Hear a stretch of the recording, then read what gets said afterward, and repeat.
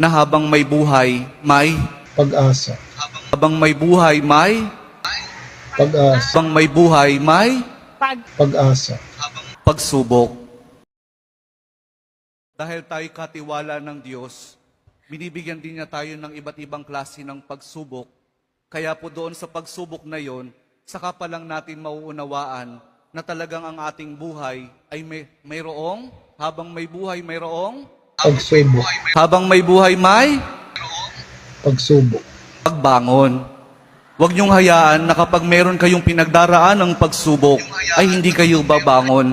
Kailangan meron tayong pagsumikap na pagtsatsagaan natin yung ating mga pagsubok na pinagdaraanan.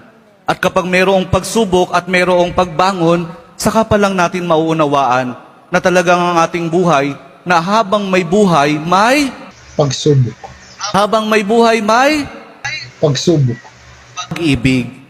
Ang pag-ibig na nagmumula kay Jesus lamang sa ating mahal na poong Jesus Nazareno.